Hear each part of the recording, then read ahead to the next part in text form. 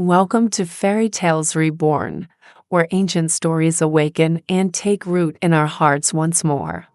Long before three little pigs became nursery icons, their story carried the weight of survival and consequence. Tonight, we journey through its forgotten past and its most vivid retelling.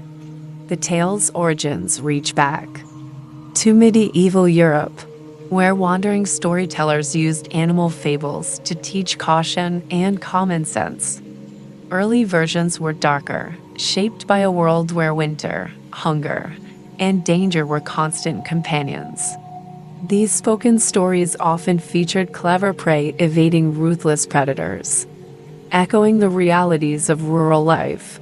In 18th century England, chapbooks sold at fairs preserved some of the earliest written traces of the tale. Within them appeared the first hints of houses made from humble materials, each one a metaphor for preparedness. By 1840, James Orchard Halliwell Phillips published a version that solidified the straw, stick, and brick sequence we know today, though the Brothers Grimm never recorded it. The tale's themes aligned with their fascination with diligence and ingenuity. Beyond Europe, similar narratives surface: foxes instead of wolves, children instead of pigs, storms instead of threats. Across all versions, the message remained: a strong foundation is an act of wisdom. Over time, the story traveled from firesides to classrooms, evolving into a symbol of resilience and thoughtful work. Now, let us step into the tale itself, as though entering a living painting rich with color and meaning. Once upon a time, three young pigs set out to build their own homes in a wide green countryside. The first pig, cheerful and carefree, valued freedom more than effort. He stopped in a sunlit field thick with golden straw and gathered it with excitement. By day's end, his home stood complete, light, simple, and fragile. He admired it proudly, convinced he had outsmarted hard work. The second pig, practical but still eager for comfort, chose sticks for his home. He built beneath whispering trees, believing he had found the perfect balance between speed and strength. His cottage felt tidy and good enough, and he settled inside with confidence. The third pig journeyed farther, thinking not only of today, but of every tomorrow that might follow. He examined the land, the weather, and the quiet lessons of nature. He gathered bricks heavy, stubborn, and slow to shape. Day after day, he built a house with careful hands and steady purpose. His brothers teased him for working too long, but he only smiled and kept laying brick upon brick.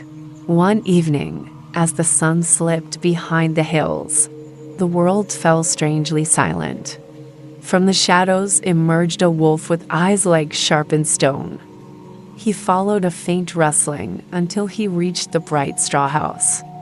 Inside, the first pig froze as the wolf approached with steady steps. Little pig, let me come in," the wolf called in a low, confident voice.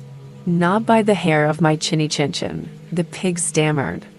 The wolf inhaled deeply and exhaled with furious force. The straw house burst apart, scattering like dry leaves. The terrified pig raced toward his brother's stick house. The wolf followed without hurry, knowing fear always ran ahead. As the two pigs slammed the door behind them, the wolf appeared again. Little pigs, let me come in," he growled. Their refusal only fueled his determination. He huffed and puffed and unleashed a storm of breath. The stick house shuddered and split apart, collapsing in a whirlwind of branches. The two pigs fled together toward the distant brick house. The wolf pursued them until the sturdy brick home rose before him like a challenge. Inside, the third pig welcomed his brothers with calm, unwavering resolve. The wolf approached the door once more, repeating his chilling demand. Again, the pigs refused. He huffed and puffed and attacked the walls with every breath in his body. But the brick house stood unshaken, a silent testament to patience and skill. Frustrated, the wolf climbed to the roof, seeking a way in through the chimney. But the pigs, prepared and united, lit a warm fire to protect themselves. The rising heat drove the wolf back, sending him fleeing into the night. He vanished into the forest, and the three pigs finally breathed in peace. In the safety of the brick house, the brothers understood the value of effort, foresight, and unity. And in that moment, the lesson of their journey settled deep within their hearts. Through generations, the moral of this tale has remained steady. It teaches that quick solutions are tempting but rarely enduring. It reminds us that preparation is a form of love toward ourselves and those we care for.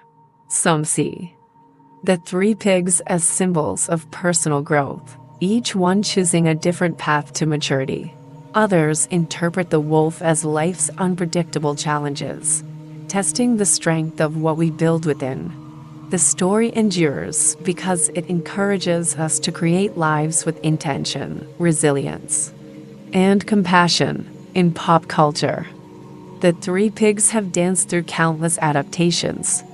Disney's 1933 short introduced the unforgettable song "Who's Afraid of the Big Bad Wolf?"